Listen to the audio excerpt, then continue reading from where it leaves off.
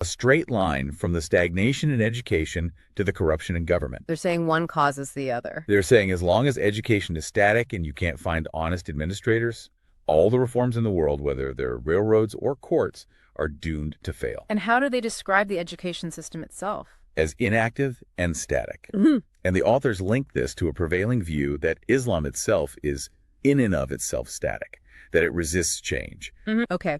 And within that system, who held the power over knowledge? They really focus on the ulema, the religious scholars. Right. They're described as the counselors of the mighty, the teachers of the people. But, and this is crucial, the sources claim the ulema have a profound contempt for any knowledge that lies outside the holy book. So they're essentially gatekeepers. They're rejecting the technical, specialized knowledge you need to run, say, a railroad. Precisely. The source material goes so far as to call them the enemies of all Western culture. Wow. And that intellectual resistance is baked into the teaching method. The sources note that in schools, the Quran is taught mechanically, by heart. Just rote memorization. Yes. And what's the consequence of that? If you're only teaching by rote, what skills are you not developing in people? Critical thinking, for one, and maybe more importantly, what the sources call public morality. Public morality. The argument is that this mechanical learning process is just not enough for any real civilizing reform to take hold. Yeah. It doesn't create the higher ethical understanding you need for public service. So, if your education system dismisses outside knowledge and relies on memorization, You're not producing the independent, ethically minded administrators you need to run a complex, modern, non-corrupt state. It's just not possible. which connects directly back to what we were just saying, the Khedive couldn't find his honest coworkers. Exactly. The sources say that despite many upright people among the general population, finding an honest official or judge was a rare virtue. The entire system, from education on up, was designed to resist that kind of change. So what does this all mean? When we put it all together, we've seen this clear case where modernization efforts are just hollowed out by this deadly mix of superficial imitation, entrenched corruption, and an educational system that, according to these sources, actively rejected the very knowledge needed for change. And that's the final synthesis, really, the core takeaway. The sources are basically saying that building a railroad is easy. Relatively speaking. Right. It's far easier and faster than reforming the cultural, educational, and judicial infrastructure you need to sustain it honestly. It's the difference between buying the tools of civilization and building the foundation of one. That's it, exactly. One is a transaction, the other is a multi-generational transformation. And that disconnect between the external markers and the internal reality, that feels incredibly relevant today. Absolutely. So we'll leave you with this final thought. The sources detail how a focus on external progress failed because of these deep internal weaknesses. When you look at current efforts today, political, technological, social reform, anywhere in the world, or even in your own organization, where do you see that risk? The risk of ambition outpacing the necessary foundational change. What external shows might be hiding in internal stagnation? Thank you for diving deep with us today. We'll catch you next time. Welcome back to The Deep Dive. Today we're looking at something just fascinating. It's a historical journey into Tripoli and Fezzan. And our source material details this period of attempted reform, this big push for modernization. A push that was defined by, well, huge ambition, followed by just widespread failure. Exactly. And we're not talking about small changes. We're talking about massive European-style projects, things that were meant to look completely state-of-the-art. Railroads, gaslighting, telegraphs. All the markers of 19th century modernity. And yet, the story the sources tell is one of projects stalling, collapsing, or just being left to rot. Right. So the question for us today is, why? Why did these ideas that worked perfectly well elsewhere, meet such incredible resistance here? Okay, let's unpack this. That really is the core tension, isn't it? The sources are remarkably clear. They see this huge gap between, a surface level imitation of the West and the deep systemic and cultural barriers that just stopped any real progress in its tracks. And what's so interesting is that they don't just say, oh, it failed. No, not at all. They get into the why. It's a structural critique, really. Yeah. The reform efforts were often tied to the intelligence of the Khedive, the ruler. And his, what the source calls, feverish ambition to look good. To look progressive on the world stage, yes. So let's start there with those grand designs. The sources get really specific about the projects. They do. You had, first and foremost, a railroad track. the ultimate symbol of industrial power, then municipal stuff like an aqueduct or gas lighting for the cities, and of course the telegraph line to get connected. These are major high-visibility projects. They cost a fortune. And yet, what stands out immediately in the reading is the evidence of collapse. It's almost simultaneous. They're building on one side and it's falling apart on the other. Or they're just abandoned. Right. And not because the idea was bad, but, and I'm quoting here, because of the lack of means and of workers. Which makes you wonder, right? It does. If you have the means to start building a railroad, how do you not have the means to finish it? I think it speaks to the motivation. The sources really suggest the drive wasn't about practical function. It was about that feverish ambition you mentioned. Looking good for euros. Exactly. It was about imitating French fashions, European decorations. It was all cosmetic. A kind of window dressing. That's a perfect way to put it. And this leads to one of the sharpest observations in the sources, that many who saw themselves as great reformers, especially when reading about themselves in foreign papers, were, at the end of the day, just clumsy imitators. So they were buying the facade, but not the foundation. What was the result of that? The sources call these innovations ephemeral, costly, and useless shows. Wow. Yeah, they were temporary, they were expensive, and they were displays that lacked the one critical ingredient. Which was? The real support of the people. They didn't meet a genuine need. So you have to ask, if you're building something just for international optics, you're not invested in the transformation, only the transaction. And that guarantees failure. Okay, so that's the external failure, the crumbling infrastructure. But let's go deeper. Let's transition from the projects to the internal state of things, the governance and the economy. Because this is where it gets really dark. It does. This is where the imitation of complexity meets the reality of decay. The sources give a great example from Tunis. The military purchases. Yes. A frigate, dispatch boats, troop ships, hundreds of cannon, a huge military buildup. And at the same time, they set up brand new law courts with rights of appeal. All completely modeled on a European system. It sounds comprehensive, like a real institutional overhaul. And it would look fantastic in a report back to London or Paris, but the sources are just brutal about the consequences. What do they say? They state very clearly that this entire model of reform actively undermined the prosperity of the country. It didn't just fail, it made things worse. Much worse. Instead of creating wealth, it created debt and, well, opportunities for a very select few. So they explicitly link the reforms to the country's decline. They do, and they point the finger directly at high officials. The sources say this new complex system was basically a welcome mat for corruption. Reform became the best way for officials to enrich themselves. But couldn't you argue that just having the courts at all was a step forward, even if they were corrupt? Well, that's the paradox, isn't it? They introduced complexity without integrity, and that combination is just explosive. How so? The sources describe it vividly. Judges were completely open to bribery. If you had a case, you knew the deal. You had to pay for a good outcome. Or just to avoid a bad one. Right. And beyond that, you had this institutional inefficiency they call dawdling. Dawdling. Deliberately dragging out legal cases, creating interminable lawsuits. Imagine trying to run a business when the legal system is designed to trap you until you pay up. That kind of complexity doesn't create justice, it just creates paralysis. Massive economic risk. Exactly. And the economic toll was staggering. All of the Khedive's grandiose creations, the expensive ships, the public works, they were all funded by the sweat of their toil from the people. So it was all expense, no real growth. And here's the administrative punchline. The Khedive, the sources say, couldn't find honest co-workers to continue this civilizing work. So he had the money and the ambition. He had the blueprints, even. But the human capital, the basic administrative integrity, needed to staff a modern state. It just wasn't there. Which brings us perfectly to the next layer of the problem, the why. Why this pervasive lack of honest, capable people? And the sources point straight at the state of education and, well, a cultural resistance to outside knowledge.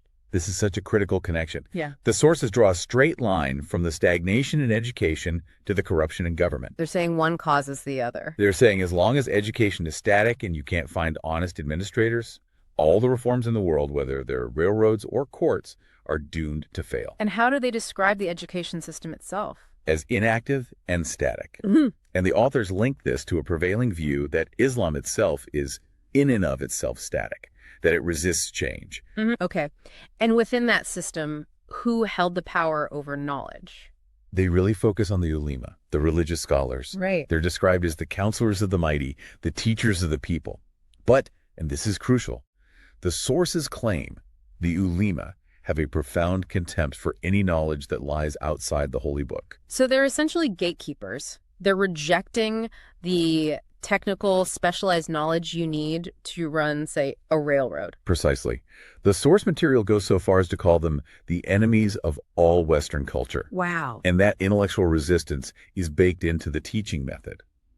The sources note that in schools, the Quran is taught mechanically, by heart. Just rote memorization. Yes. And what's the consequence of that? If you're only teaching by rote, what skills are you not developing in people? Critical thinking, for one, and maybe more importantly, what the sources call public morality. Public morality. The argument is that this mechanical learning process is just not enough for any real civilizing reform to take hold. Yeah. It doesn't create the higher ethical understanding you need for public service. So, if your education system dismisses outside knowledge and relies on memorization, You're not producing the independent, ethically minded administrators you need to run a complex, modern, non-corrupt state. It's just not possible. which connects directly back to what we were just saying, the Khedive couldn't find his honest coworkers. Exactly. The sources say that despite many upright people among the general population, finding an honest official or judge was a rare virtue. The entire system, from education on up, was designed to resist that kind of change. So what does this all mean? When we put it all together, we've seen this clear case where modernization efforts are just hollowed out by this deadly mix of superficial imitation, entrenched corruption, and an educational system that, according to these sources, actively rejected the very knowledge needed for change. And that's the final synthesis, really, the core takeaway. The sources are basically saying that building a railroad is easy. Relatively speaking. Right. It's far easier and faster than reforming the cultural, educational, and judicial infrastructure you need to sustain it honestly. It's the difference between buying the tools of civilization and building the foundation of one. That's it, exactly. One is a transaction, the other is a multi-generational transformation. And that disconnect between the external markers and the internal reality, that feels incredibly relevant today. Absolutely. So we'll leave you with this final thought. The sources detail how a focus on external progress failed because of these deep internal weaknesses. When you look at current efforts today, political, technological, social reform, anywhere in the world, or even in your own organization, where do you see that risk? The risk of ambition outpacing the necessary foundational change. What external shows might be hiding in internal stagnation? Thank you for diving deep with us today. We'll catch you next time. Welcome back to the Deep Dive.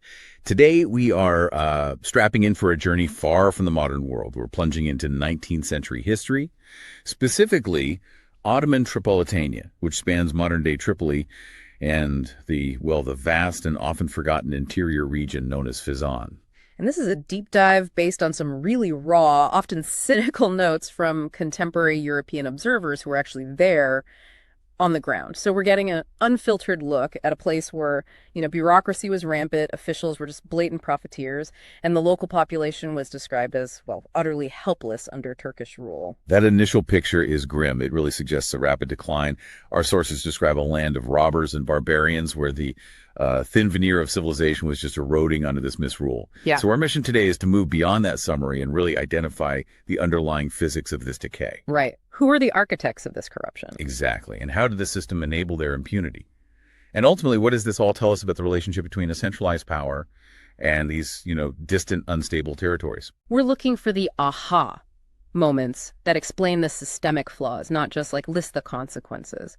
And to do that, I think we have to start at the very top, because the fate of the entire region really rested in the hands of two astonishingly destructive personalities. Okay, let's unpack this. The core of the political disease, it seems to begin with the Wali, or the governor, Ali Riza Pasha.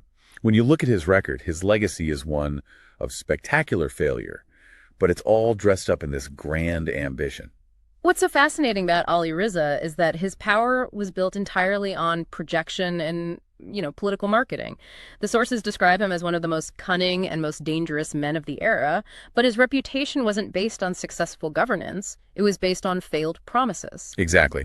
He was famous for his pretentiously advertised colonies and these ambitious projects. We're talking about schemes like digging wells, introducing street lighting. Things that sound great on paper. Right, and establishing plantations that were supposed to provide logistical support and secure the success of the massive Suez Canal development happening to the east. And yet, every single one of them collapsed.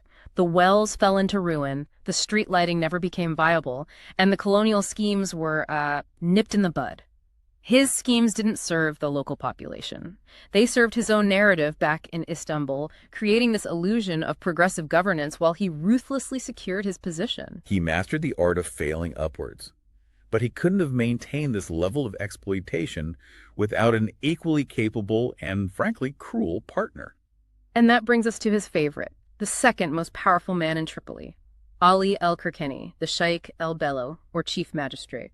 The local accounts are just blistering. They call him the Wali's favorite, the most cunning of the officials, and the eventual catastrophe for the country. There's a dark irony in his origin story, isn't there? I mean, he came from incredibly humble beginnings on the Tunisian island of Kirkina. Yet he rose through the ranks by mastering corruption, becoming the richest man in the entire land. It's a classic story, really. The poor rising to power only to prey upon those they left behind. He accumulated vast tracts of land, owned countless houses, and became obscenely wealthy by systematically plundering the poor.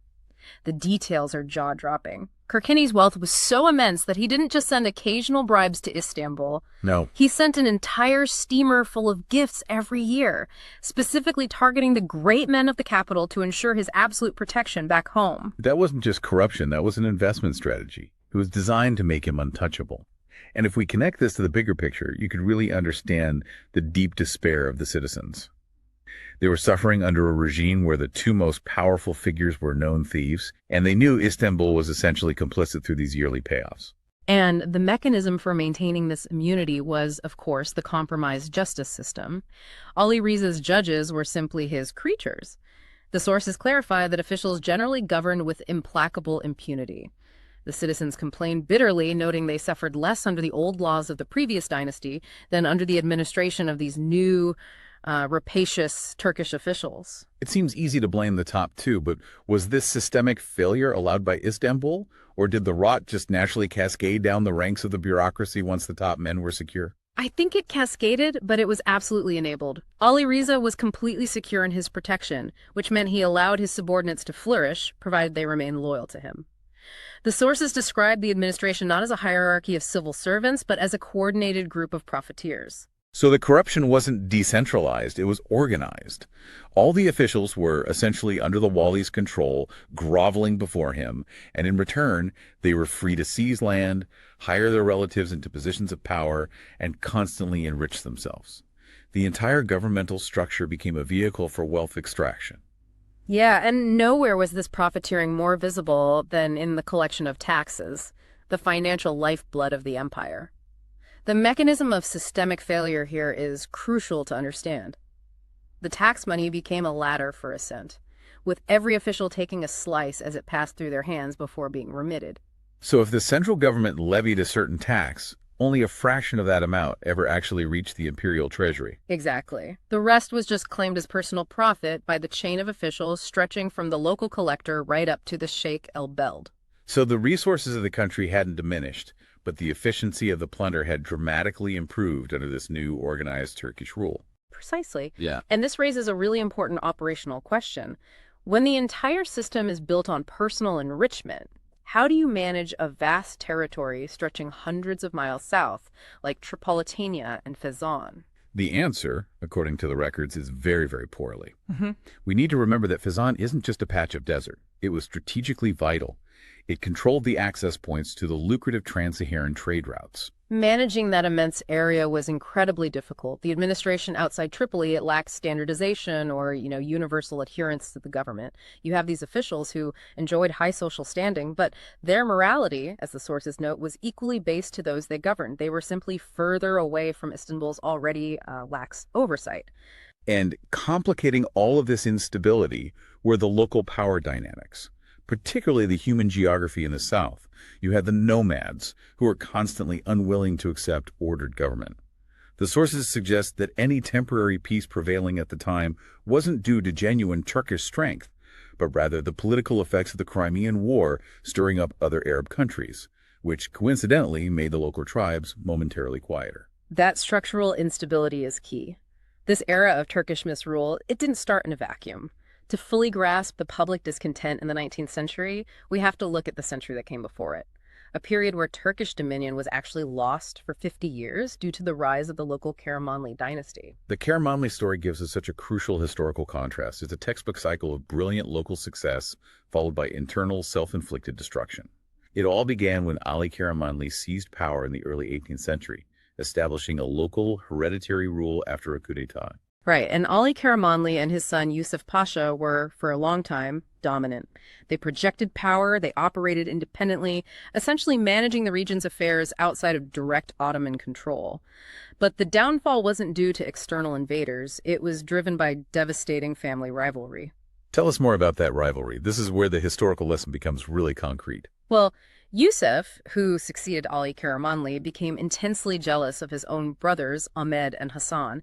And this wasn't just minor sibling squabbling. This familial tension and jealousy led directly to the complete implosion of their power structure. We see Yusuf actively undermining them, culminating in a period of civil strife and bloodshed among the ruling family itself. So the Karamanli dynasty, though it was local and powerful, essentially ate itself alive, leading to the complete ruin of the country and the overthrow of his dynasty.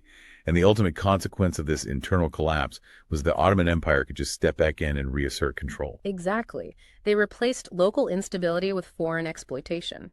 This history meant that when Ali Riza and Ali al-Kirkeni arrived in the mid-19th century, the population was already profoundly cynical. They had watched their own local rulers destroy themselves from within, and now they faced a foreign regime that was even more cunning at stripping the country's wealth. In this environment of systemic corruption layered on deep historical instability, it naturally breeds resistance. We see the direct consequence of the suppression in the figure of Sidi Ruma, or Guma bin Khalifa, a powerful chief of the Mohammed. Ruma became the face of the popular rejection of Turkish rule. He was an outstanding leader who revolted in 1858, and he was driven explicitly by a mixture of patriotism and a fierce desire to escape the plundering rule of the Turks. His rebellion wasn't small.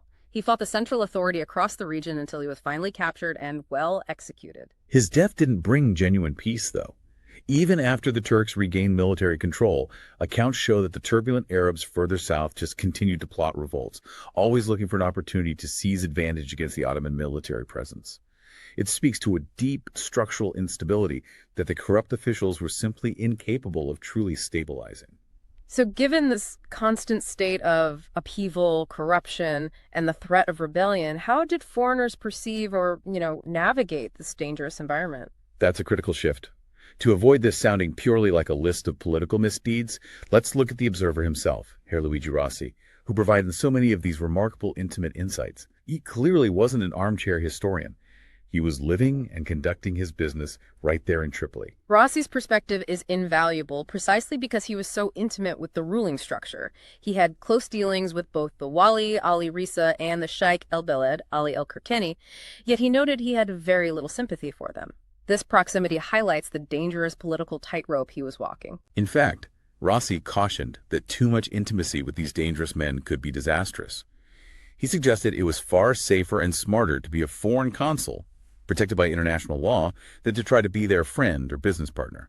His observations are therefore tinged with the necessary caution of a survivor. And we also have the arrival of a fascinating European figure who connects Tripoli to a broader 19th century context of global adventure, Fräulein Alexandrina Petronella Francina Tin.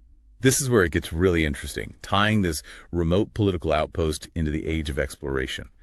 Tin was a well-known Dutch lady from The Hague. She arrived in Tripoli after extensive and daring travels in the southern Sahara region, having sought success in Algerian territory. She really represents the determined European adventurer of that era. She arrived with a significant retinue and was described as having a distinguished, aloof demeanor, calculating every interaction she had with the volatile local officials. And her arrival comes with a really poignant backstory. She was seeking new courage, having recently endured heavy personal losses, including the death of her mother and other relatives. She viewed Tripoli not as an endpoint, but as a necessary stop on her ambitious journey, a place to gather strength before continuing her exploration. Her presence really highlights the dichotomy of 19th century Tripoli. It was a place governed by ruinous corruption, but at the same time it was a critical crossroads for international trade and intrepid European exploration. She had to navigate the chaos created by men like Ali Riza and Kirkeni simply to pass through. We started this deep dive looking for the architects of misrule, and we found them clearly in Ali Riza's failed schemes and Ali el-Kirkeni's insatiable greed. Their personal ambitions, secured through bribery in Istanbul, led directly to the systemic collapse of taxation and justice, fueling the cycle of rebellion led by figures like Sidi Ruma. The sources really show us how deeply connected personal ambition, whether it was the Karamanli brothers' destructive jealousy or the Wali's cynical political self-promotion, was to the overall suffering and political ruin of an entire country. These weren't abstract problems of bad policy. They were the consequence of bad men with unchecked power. Thank you for joining us on this deep dive into 19th century Tripoli. Final provocative thought for the listener. We've analyzed how systemic corruption works, where every official takes a slice and the man at the top is protected by his own marketing and bribes to higher authorities.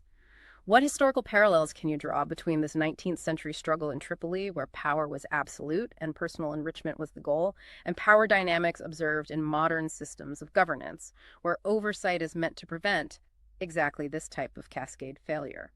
Keep digging into that. So today, we are dropping you straight into 19th century Tripoli, but this isn't going to be some dry history lesson. Not at all. We're going to try and put you right at the table with the officials, in the middle of all the political maneuvering of this provincial capital. And our sources for this are just incredible. They're primary accounts from the era, and they give us this amazing atmospheric detail. I love this part.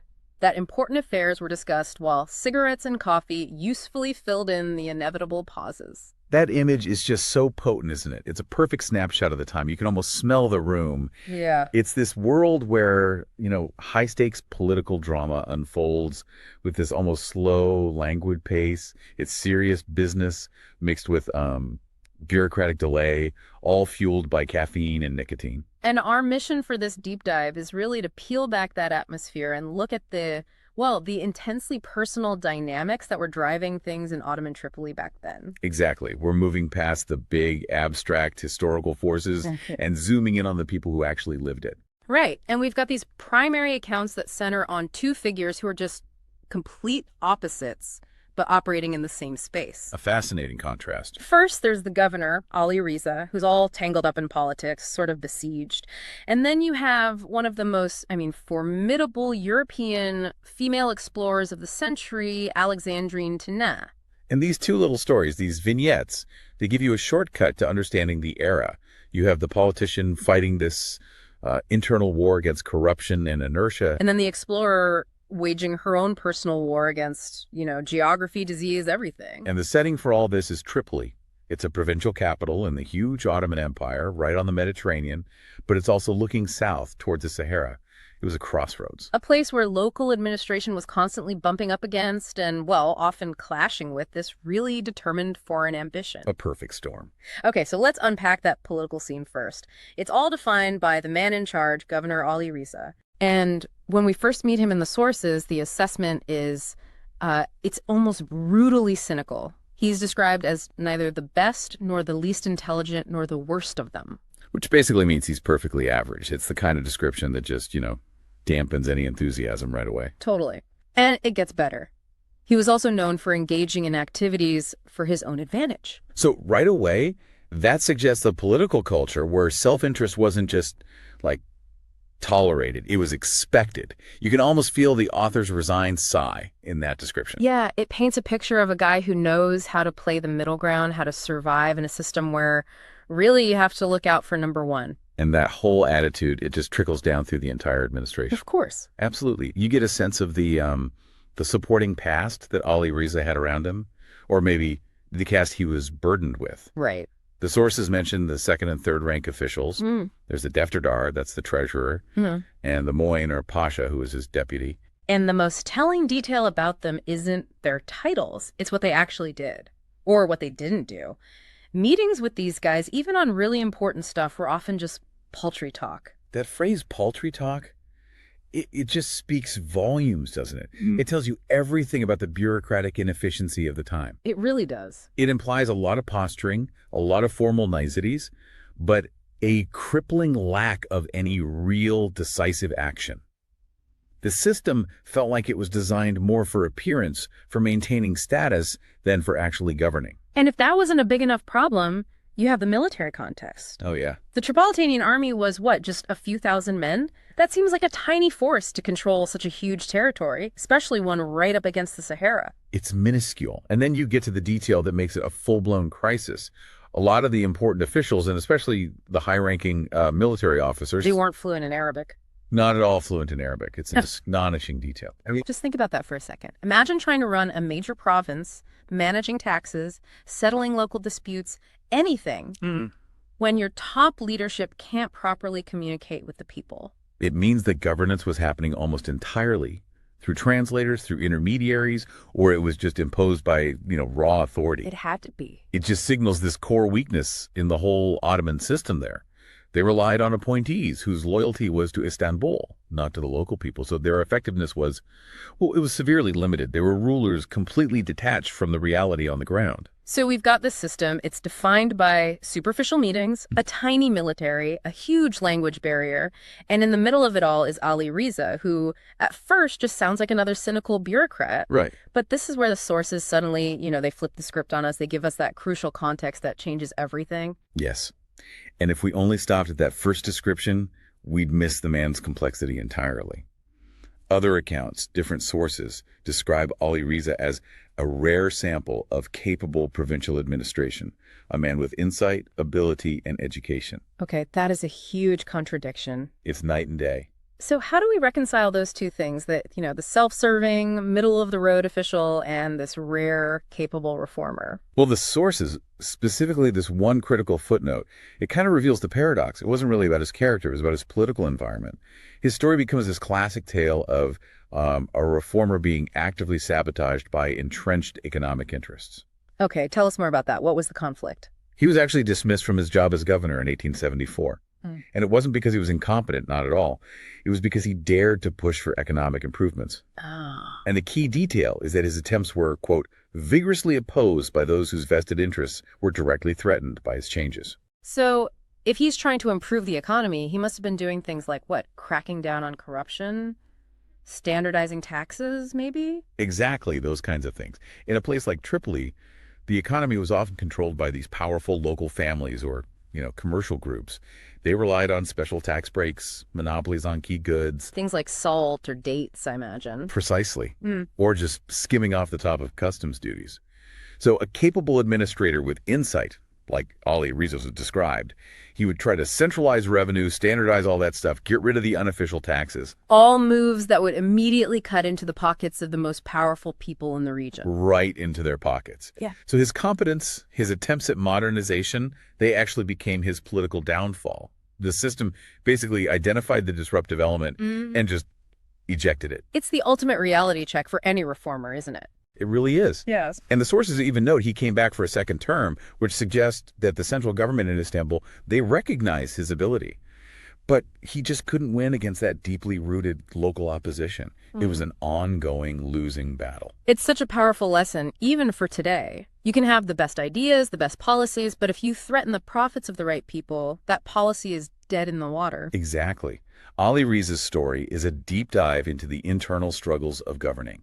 And now, we can use that story of stagnation to pivot to someone who was, in every single way, the complete antithesis of all that bureaucratic inertia. And this is where the contrast becomes almost theatrical. We shift from the struggling governor to a figure the author calls the most interesting person they met in Tripoli. Alexandrine Tiné. Yes. She moves the story from political paralysis to this relentless individual drive. She is a truly fascinating character. Alexandrine Petronella Francina Tiné. She was born into a very wealthy family in The Hague in 1834. And by the time our author meets her, she was already well known for her travels in the Nile region. And the wealth part of that is so important. She wasn't just a tourist. She was a major expeditionary figure. Huge one. The sources really emphasize that she was a wealthy lady traveling with a numerous retinue. That's not a small detail. That's guards, servants, translators, logistics people, everything you'd need to even attempt to penetrate the deep interior. And her goal in Tripoli was incredibly clear and, frankly, daring. She got there before our author because she was preparing for this massive journey south from Algerian territory, deep into Tuareg country. Unbelievable. This was territory that very few Europeans had ever successfully navigated. And this is where the sources force you to confront the real tragic cost of that ambition. It's a cost that often gets, glossed over in the big stories about great explorers. The shadow hanging over her incredible resolve. Exactly. She had, yes, accumulated a vast experience, but at the same time, she had suffered these profound, painful losses. And those losses, when you look at them, are just devastating. Her mother, her niece, and a servant, all of them died from what the sources call the unhealthy climate. Which is such a sanitized term for a brutal reality, right? It means tropical diseases, exhaustion, poor sanitation, the sheer physical toll of that kind of travel. To lose 3 people from your immediate party, including your own mother and niece, and still decide to continue, it's almost incomprehensible. It speaks to a level of determination that is just otherworldly. The sources really capture it. They say she had great spirit and absolute resolve, this admirable tenacity that let her push on despite what must have been crushing grief. She just wasn't stopped by it. But she was also calculated. She wasn't just some, reckless adventurer. The source notes her demeanor, saying she calculated substantially to modify the impression she made on people. Her whole presentation was a distinguished, aloof demeanor. Why do you think that was so important to her, that calculated aloofness? Was it a way to command respect, or maybe just an emotional shield? I think it's both. It had to be a practical necessity and a personal shield. Practically, you're a wealthy European woman leading a huge expedition in 19th century North Africa. You have to project absolute authority. Any sign of weakness would be a disaster. A total disaster. It could invite robbery, attack, mutiny. That aloof demeanor was her uniform of command. And then personally, yeah, after suffering those kinds of losses, maybe keeping that distance was the only way she could manage the emotional toll and stay focused. She is such a stark contrast to Ali Riza. He was trapped by this slow failing system, fighting people worried about petty local profits. And she's this external force, almost completely unbound by local politics, using her huge personal wealth to chase this monumental personal quest. That is the real takeaway here, isn't it? They're in the same city, Tripoli, but they exist in completely different worlds of power. Ali Riza's story is about the limits of political power against internal resistance. And Tin's story is about the, frankly, terrifying capacity of individual will and wealth to operate outside those limits.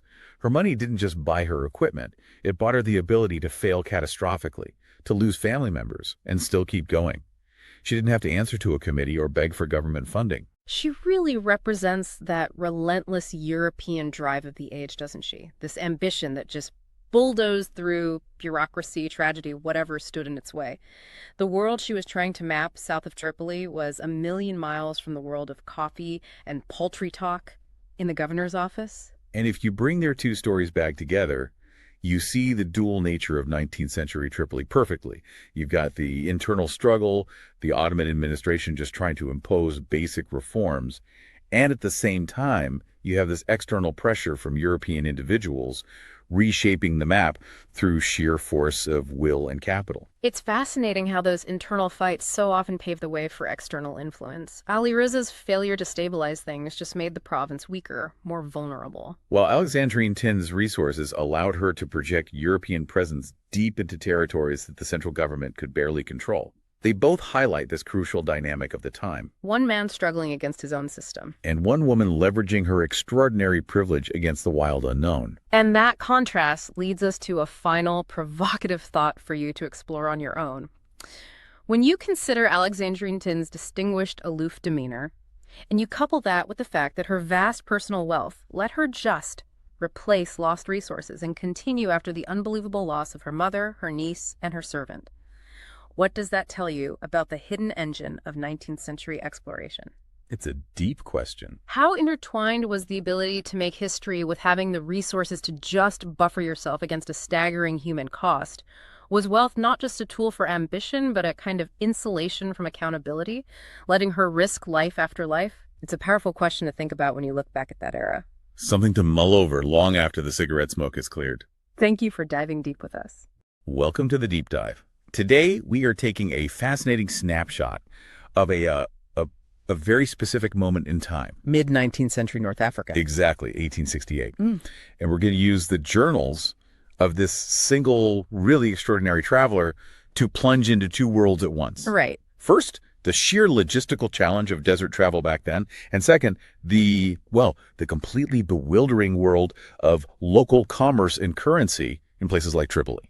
It's a great mission for a deep dive, because historical accounts usually just smooth over these friction points. They talk about the grand route, the politics. But our sources today, they're different. They get into the mundane, the precise financial reality of buying a sack of grain. It's that granular, most microscopic data that you just don't normally see. Exactly. It shows the true cost of exploration. So our mission is really twofold. First, we have to unpack the human element, this eccentric and enormously wealthy traveler, Fräulein Tin, and the just shocking complexity of the retinue she was dragging across the desert. And then the second part is the money.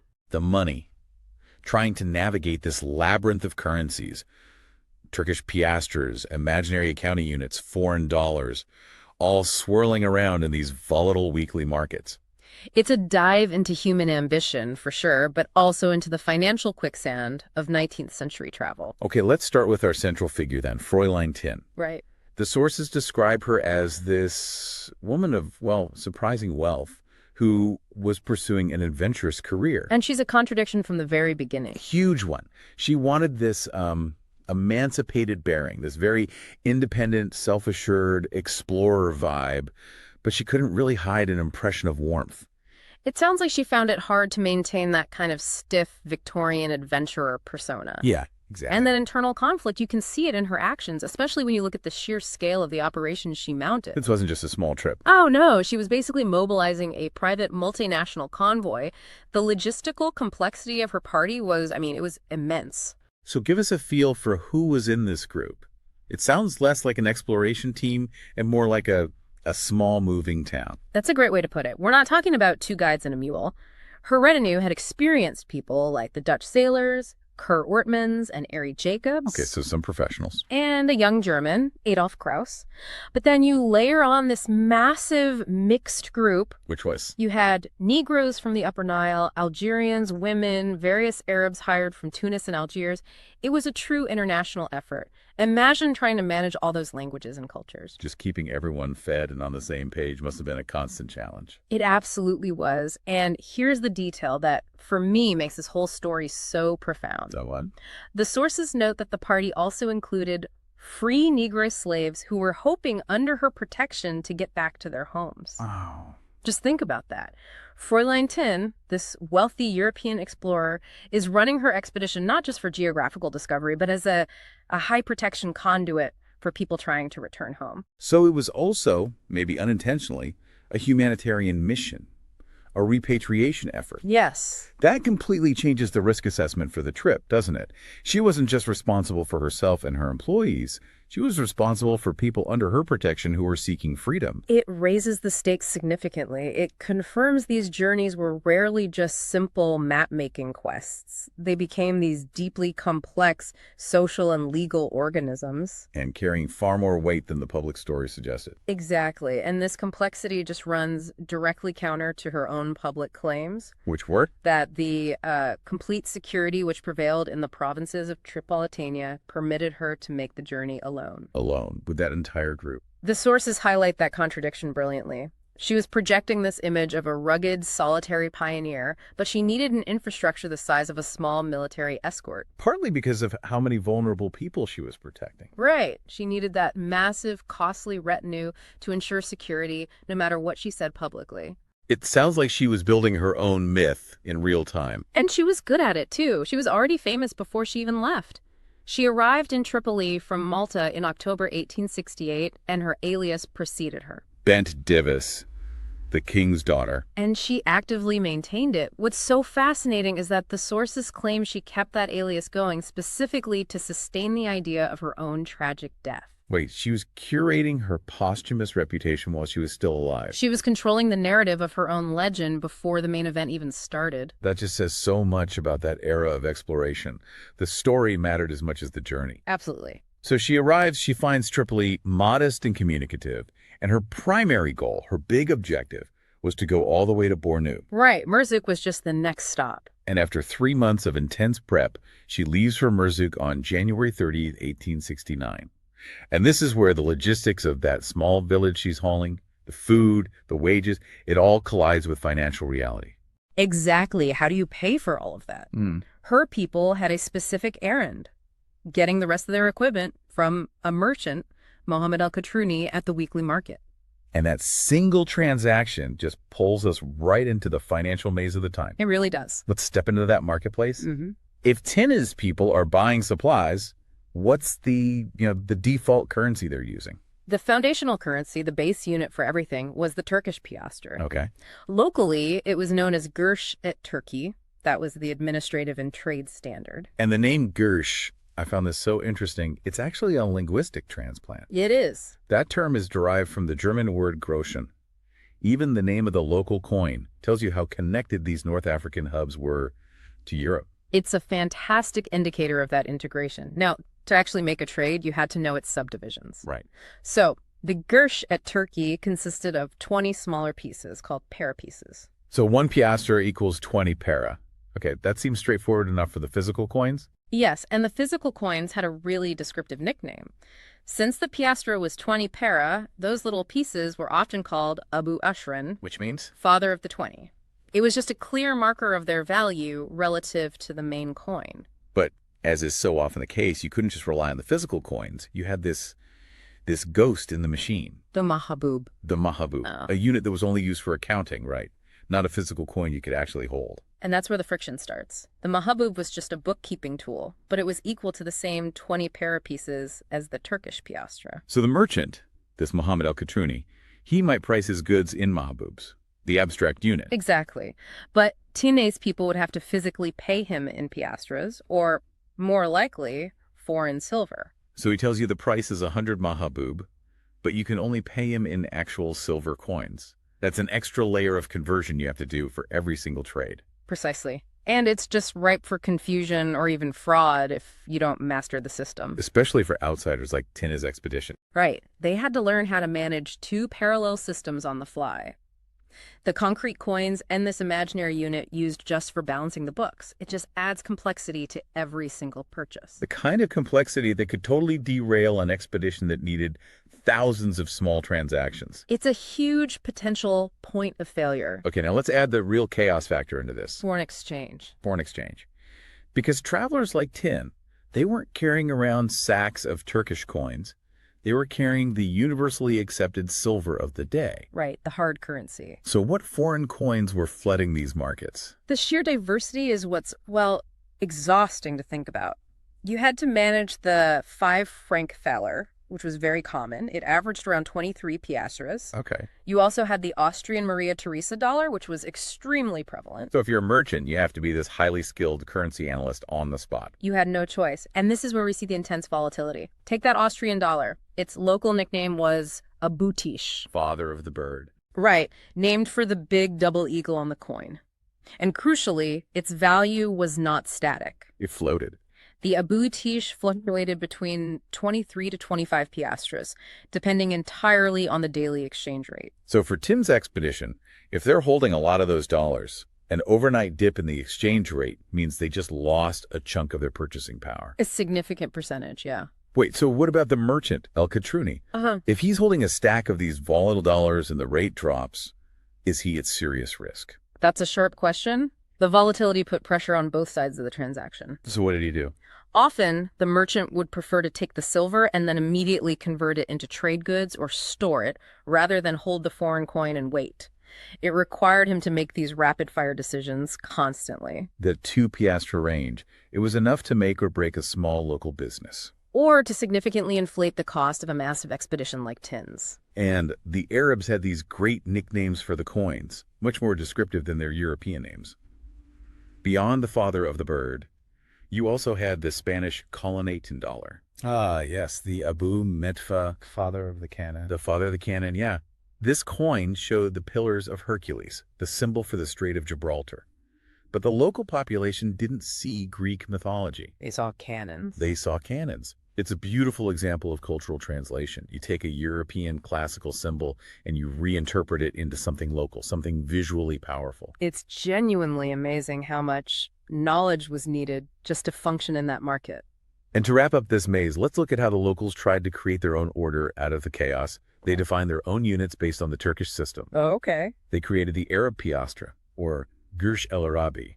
So a local piastre, that must have simplified things. Well, unfortunately, no. The Gursh el Arabi wasn't equal to the Turkish piastre. It was 2.5 Turkish piastres. Of course it was. Or 5 of those Abu Ashran pieces. So it was a multiple, not a simple subdivision. And then they had the Sebla, another local unit, worth 3 Turkish piastres. I am already financially exhausted just thinking about this. Right.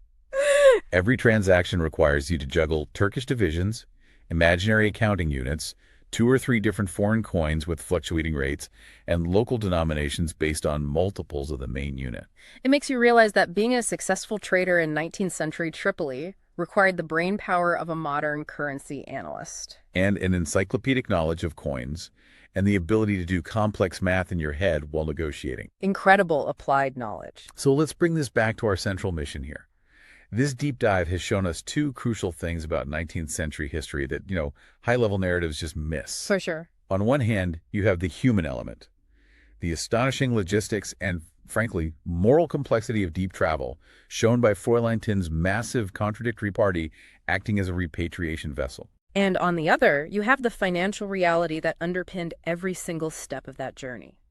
When you break down the Gursh at Turkey, the abstract Mahabub, the volatile Abu Tish, it shows that global commerce was hyperlocal. It really was. Even the simplest transaction required this incredible mastery of a volatile and culturally layered system. It reminds you that the past was never simple. It was just complex in ways we've forgotten how to quantify. The cost of Thinn's independence wasn't just the silver she was carrying, but the massive, risky financial headache of managing it all, a potential failure point for her goal of reaching Bornu. And that ties right back to her personal ambition. She was rich, she was determined, and she was actively shaping her image. Right. The sources note her desire to keep the tragic idea of her death alive by holding on to that Bent Davis alias, the king's daughter. Even before she properly departed. She was trying to finalize her own legend before she even got to Merzouk. So what does that say about the nature of fame and identity in 19th century exploration?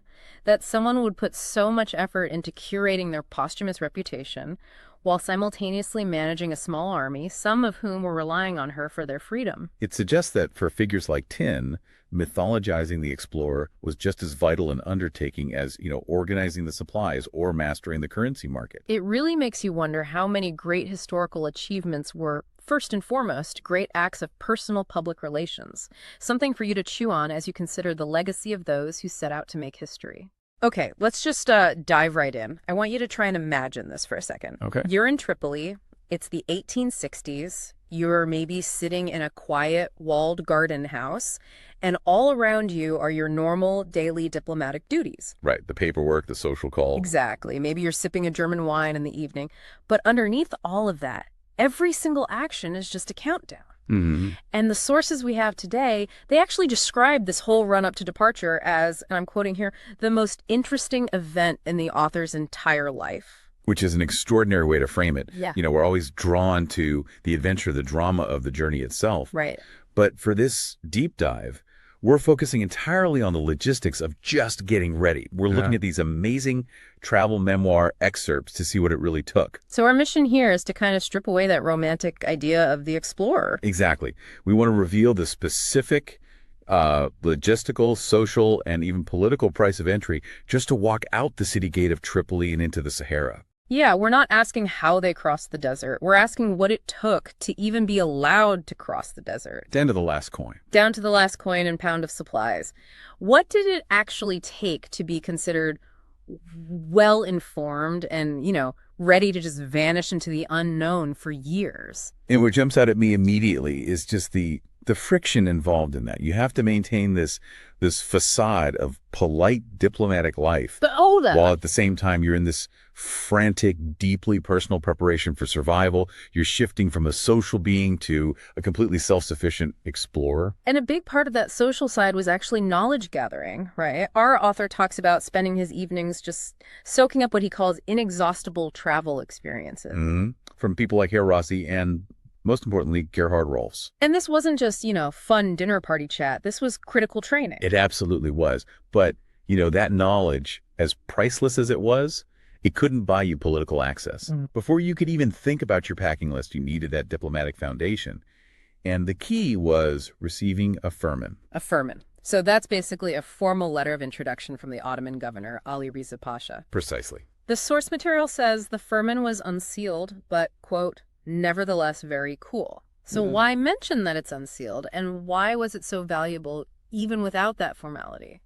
Well, that detail is so telling because the firman wasn't just a recommendation. It was a visible sign of the Pasha's direct patronage. So it's like a government pass. It's more than that. In Ottoman territory, that document is sovereign authority. It grants you permission and, crucially, protection. It tells every local official, every tribal leader, that you are under the protection of the highest power in Tripoli. So without that piece of paper, all your expensive gear and scientific goals are just. They're instantly at risk. The first person who decides to challenge you could end the whole thing. It's your stamp of legitimacy. And to back that up, the author was also given an official escort, a man named Milad Abeya, who's identified as a deputy. We shouldn't think of him as just a bodyguard, should we? No, not at all. A deputy was more like a police officer, someone who represented the state's security apparatus. Okay. So by assigning him, the Pasha was providing a liaison, someone who gets the local politics, who can navigate all the different protocols. He was basically living proof that the firman was real and had to be respected. Got it. So once the political groundwork is done, then the social departure starts. He moves into town, pays his parting visits, writes the letters. The whole farewell tour. But the big finale of all this was a huge festive picnic for the entire European community in Tripoli. And the planning here is it's fascinatingly complex. This wasn't just a party. It was a final, very public act of diplomatic goodwill. You're saying goodbye, but you're also reinforcing those European ties right before you disappear. Exactly. And get this, the feast was prepared with help from the Piedmontese, who the text specifically calls excellent cooks. Okay, so why is that detail so important? Why outsource the cooking for your farewell lunch when you're about to embark on a journey defined by total self-sufficiency? Isn't that a bit of a contradiction? It seems like it, but it really highlights the two sides of 19th century exploration. Survival out there means total independence, yes. Right. But success requires cooperation and networking right up to the very last second. The quality of that meal wasn't just about being a good host. It was about honoring the community. Honoring the community whose support and, future communications might be vital. It was a calculated investment in international relations using the best resources available, even if that resource was a really good Italian chef. That completely reframes the party. It goes from a nice get-together to a necessary diplomatic event. It really does. Okay, let's pivot hard. From social graces and Piedmontese cooking to the raw physical reality of survival, what actually went into the boxes? This is where it gets incredibly specific. Yeah. A testament to self-sufficiency. They quantified everything down to the dried weight. So biscuit, obviously. Biscuit, of course, but also something called mahamis. Mahamis? What is that? It's a North African staple. It's like a hand-rolled, coarse semolina, almost like a pasta. Okay. And it's critical because it's super shelf-stable, it's packed with calories, and it transports way better than, say, fragile rice in the desert. So it's basically desert-optimized pasta. That's a great way to put it. And alongside that, you have your core energy sources. Yeah. Mutton fat, salt, and pepper. We'd probably overlook how important fat was on these trips. Mutton fat isn't just for cooking, is it? No, it's a strategic choice. It's an incredibly dense, stable source of calories. It won't melt and go bad like butter would in that heat. Fat was pure fuel. And salt and pepper for preserving meat and nutrition. Exactly. And then for morale, you've got tobacco, cigars, and matches. A limited supply, but absolutely essential for psychological well-being. Then there's the money. You can't exactly use a credit slip in the Sahara. The author packed several hundred Maria Theresa dollars, Why that specific coin? The Maria Theresa dollar was basically the universal trade currency across North Africa and the Middle East at the time. It was Austrian, but everyone trusted it for its consistent silver content. It was the standard. So you're carrying your entire financial infrastructure with you. Literally. And he also had what's called an Abu Ashrin box. Abu Ash. It translates roughly to father of 20. It was a box that likely held smaller pieces of silver, change for minor transactions, paying local fees, that sort of thing. So you separate your major capital from your daily spending money. You have to. It keeps your finances secure, but also liquid. That's a level of planning that is just wow. Okay, so from currency to hard infrastructure. Candles, tinder boxes, tent pegs, ropes, and then the heavy stuff. Nails, a hammer, and a saw. And those tools, the hammer and the saw, they reveal the entire philosophy of this expedition. How so? This isn't about just patching a hole. The source says the guiding principle is that the author must always have the equipment to complete our equipment alone along the road. So they had to be prepared to, build a new camel saddle from scratch? Or repair a broken wagon axle, or even improvise housing for scientific equipment with zero outside help. Total self-sufficiency wasn't the goal, it was the required starting point. Assume every single part of your supply chain will fail, and you have to be the one to rebuild it. That is a staggering thought. It is. And right in the middle of all this practical planning, we get this really interesting personal detail. The author decides to renounce all alcoholic beverages. Yeah, he switches to tea, coffee, chocolate, and this meat extract with milk brought all the way from Malta. It's a highly strategic sacrifice. Alcohol is heavy, it's fragile, and it can cause huge diplomatic problems in Islamic regions. So he was maximizing caloric density and minimizing weight and cultural offense. Precisely. Prioritizing stable, reliable energy over personal comfort. Okay, so this brings us to the man who was supplying a lot of this knowledge, Gerhard Wolfs, the guy with the inexhaustible travel experiences. We need to understand who he was. Yes. Rolfs was, he was the perfect person for this role. He was a former physician in the French Foreign Legion. Okay, so he's got medical skill, military discipline, and he knows North Africa. He was the expert of the moment. Mm-hmm. And his experience was just incredible. This was actually his third visit to Tripoli, and he'd already done the exact route the author was about to take. From Tripoli to Kouka, the capital of Bornu. Yes, via Merzouk and the oasis of Kasay. His knowledge wasn't theoretical. It was battle-tested and completely up-to-date. And he later published a famous book about it, Quer durch Afrika. He did. But the sources reveal something even more critical. Rolfs spent 6 weeks in Tripoli, partly to instruct another explorer, Nachtigal, in the proper use of scientific instruments. So what kind of instruments are we talking about here? This is the difference between just being a traveler and being a state-sponsored researcher, isn't it? It's the entire difference. We can infer he was training them on things like chronometers for longitude, sextants for navigation, barometers, specialized thermometers. This wasn't about just finding your way. No, it was about scientifically mapping the way.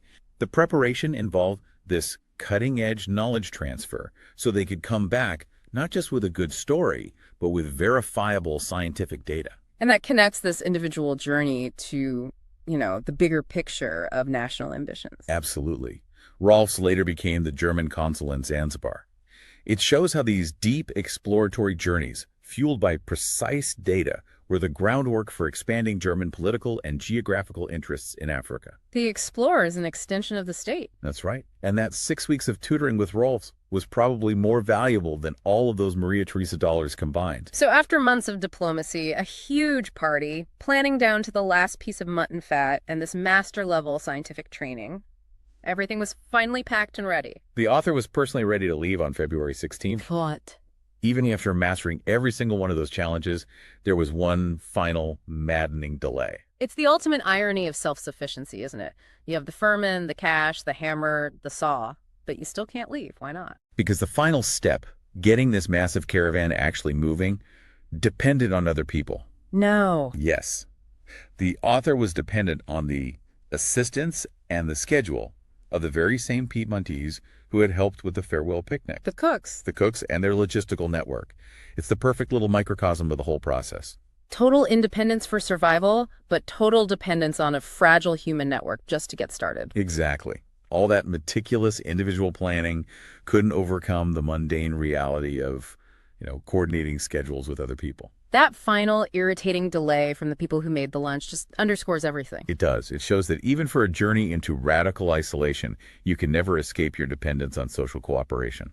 So, at the end of the day, what does this deep dive into a 19th century packing list really show us? I think it shows that preparation for this kind of exploration is a layered contract. It's diplomatic capital, it's financial liquidity with the silver, it's physical engineering with the fat and the tools, and it's this high-level intellectual training from experts like Rolfs. It's a total commitment on every level. And if we just zoom out for one final thought, let's go back to that hammer and saw. Okay. Those items, they imply a plan for a major disaster, a broken cart, a need to build a shelter. It speaks to a mental state where the explorer just assumes they're entering a total void, a place where all infrastructure simply ceases to exist. That is a chilling thought. So it makes you wonder, right, what does it really tell us about the mindset of a 19th century explorer, that their planning wasn't just about surviving tomorrow, it was fundamentally built around the possibility of completing the entire journey for years, by literally building their path forward with their own two hands. They had to be ready to be the sole artisan of their own destiny. Welcome back to The Deep Dive. Today, we're not looking at history through, the lens of big treaties or famous battles. We're looking at something much more personal. And much more revealing, I think. Exactly. We're looking at the contents of a packing list. We're going to take a bit of a shortcut right into the material culture of desert logistics in the 19th century. That's right. We have the preparations for a major journey across the desert, the Tripoli and Fezzan trip from the 1870s. And when you really look at the items someone chooses to bring, well, you don't just see gear. You see their entire system of priorities. You see their fears. Their fears, their political agenda, their idea of what essential comfort even means. So that's our mission for this deep dive, to pull out those insights, those surprising details, and really the complex choices that went into loading 3 camels for a journey into the interior. And it all kicks off immediately with this clash between what the traveler wanted and what the desert demanded, right at the very first decision. The transport. The transport. It's so interesting. The writer says very clearly, I would gladly have had a horse, but he ends up with camels. Now, to us, a camel for the desert seems obvious. Of course. But if you're a European explorer back then, a horse's speed, its status, it's probably a bit more familiar. So why was the horse overruled? It really just boils down to the economics of movement. Pure and simple. The logistics. The logistics. When you plan something on this scale, you can't just think, okay, what's the purchase price of the animal? You have to consider the operational footprint of that animal. Over hundreds, maybe thousands of miles. Exactly. A horse needs constant, reliable barley. And crucially, it needs a lot more water than a camel. So to support the horse, you'd need, what, more camels? That's the calculation.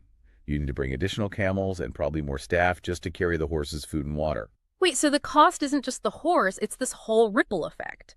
Right. I bring one horse, and suddenly I need 2 extra camels just to feed and water it. That's it. You exponentially increase your logistical burden. You're more vulnerable, you're more expensive, all for one faster animal. So the camel is just the ultimate logistical solution. It's economical, it's self-sufficient, so the author had to pick budget and sustainability over speed and comfort. A harsh lesson in desert calculus. Speed is a luxury they just couldn't afford to feed. Okay, so the decision is made. 3 camels are chosen, guides like Ben Uli are hired, and now we get to the fun part, the cargo. Let's start with camel number 1. The strongest one. The strongest one, which was carrying, and the source calls it this, the writer's personal luxury. And this is where that tension between need and status just smacks you in the face. He gives his strongest camel to his own personal comfort. Not the tent, not the water. And the centerpiece of this comfort is his bed, which is inside an unwieldy chest. Now, bringing a bed at all is a statement, but the chest is where the story just goes to another level. It really does. I mean, this was not just some wooden box. The source says it was covered in red velvet. Red velvet. It had richly gilded arms and legs. And the most bizarre part, it displayed the full-size portraits of King William, Queen Augusta, and the Crown Prince right on the outside. So a gilded, velvet-covered chest with royal portraits on it being hauled through the sand. Yep. I mean, is this purely vanity? Or is there some kind of rational, logistical reason for a display like that? Well, I think it's probably both. But you can't dismiss the diplomatic angle. Okay. That chest is a mobile statement. It says, I'm not just some guy out here. I represent a powerful European court. It's a signal. It's a huge signal. And in places without formal law, that kind of visible backing might actually protect you. It might stop people from harassing you or trying to rob you. It makes you a diplomatic asset, not just a target. So the diplomatic value might have outweighed the sheer hassle of dragging a velvet and gold vanity box across a desert. That seems to have been the gamble. But here's the crucial logistical paradox. Mm. The load wasn't heavy in terms of, sheer mass. The source says the packages were difficult for the camel because of their clumsy shape. Ah, so it's not the weight, it's the bulk. The bulk, the chest's dimensions, the rigid legs, it all made the load really awkward for the animal to manage, especially in tight spots or unshifting terrain. So you have a direct conflict. The decision to project status with that beautiful unwieldy chest means you're actually slowing down your strongest camel. You're making the whole expedition less efficient. What a choice.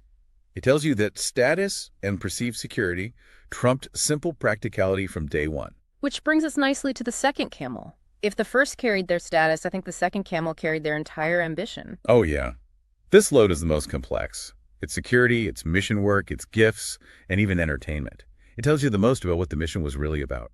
Let's start with the incredible contrast. You have heavy armaments, a parcel of needle guns and heavy ammunition, Right. packed right alongside 2 Arabic Bibles for distribution. The tools of potential conflict sitting right next to the tools of religious conversion. It's amazing. And the source adds this really specific, poignant detail about the Bibles. Right. They were linked to a Mr. Robert Arthington of Leeds. Yes. And the text mentions this regret that they didn't have any books like these back in 1874 for friends they'd made in Darfur. So this wasn't just a casual thing. It was fulfilling a specific objective, correcting a past oversight. That dual purpose feels so typical of 19th century exploration. You have to be ready for the worst militarily, while also doing philanthropy or mission work. It's about presenting a strong front, Yeah. that's the needle guns, Yeah. while also pursuing these higher goals with the Bibles. Both were seen as essential tools for success, just very different kinds of tools. Okay, so beyond survival and faith, this second camel was also basically a mobile diplomatic pouch. It had the big gifts for local rulers. The high-value items. A bronze pendulum clock, a gold watch and chain, and a double telescope. And notice these aren't just random trinkets, they're precision instruments. Right, technology. Exactly. Gifts of technological complexity, like clocks and optics, they do a couple things. First, they're obviously valuable. But second, they show off the technical skill of your home nation. It's a subtle reinforcement of European power. It opens doors. It opens the doors you need to get passage and protection. And if those are the gifts for the sultans, then we have the smaller stuff. The market goods for lubricating social encounters along the way. The social currency of the expedition. And what a list. 6 silver watches, a pool of pure attar of roses, A very prized perfume. geranium essence, rosaries, corler jewelry, velvet purses, fine Tunisian wool, and a dozen genuine Tunisian tar bushes. You need to think of these as being for the smaller exchanges. Thank yous, little gifts for minor chiefs or for your guides. You need to secure a water refill or some local info. A bit of coral jewelry or a vial of that attar of roses can be far more effective than cash. It shows respect. You're literally trading in goodwill and scent. I can almost smell that camel now, attar of roses, gun grease, and camel. It's an incredible inventory. And we can't move on from camel number 2 without talking about what is arguably the most remarkable item, Harmonium. the harmonium. A literal portable organ packed for a trek across the desert. It sounds absolutely insane until you read why they brought it. Right. The source says it was used to enliven our evenings in the solitude of the Mashia. So we've been talking about physical survival, water, security, food, but this harmonium, this is gear for psychological survival. Absolutely. Think about it. The endless sand, the repetition, the isolation, boredom is a genuine threat. It can be debilitating. You need mental stimulation. You do. That profound solitude can break a person faster than a lack of food. That harmonium wasn't just entertainment. It was a prophylactic against despair. Wow. It gave them structure, a familiar sound, a cultural link to home. It was arguably as vital to success as the medicines. It's this amazing reminder that good logistics has to account for the mind, not just the body. That is a real aha moment. Seeing mental health as a line item on your packing list, something worth the weight of a portable organ.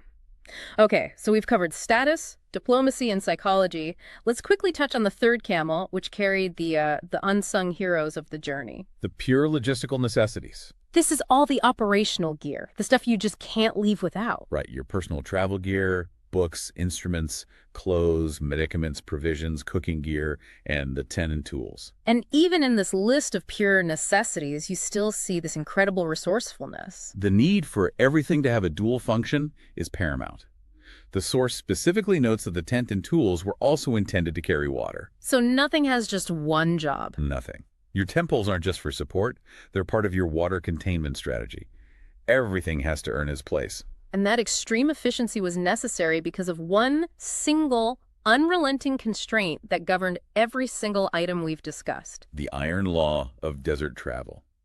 A camel should not be burdened with more than 300 to 400 weight. Which for our listeners, 100 weight is 112 pounds, so we're talking a max load of maybe 448 pounds. That 400-odd pound limit is the ultimate parameter. It's why the velvet chest, the harmonium, and the needle guns are so significant. They were chosen at the expense of something else. Every choice has an opportunity cost. A huge one. The traveler, heading for a specific goal like Kuka Natigol, had to be brutally selective about what made it into that very strict weight budget. The weight limit is the pressure cooker that reveals true priorities. That's it, exactly. It forces you to weigh the practical need for, say, more water against the diplomatic need for a gold watch. Every single ounce carried a story of compromise.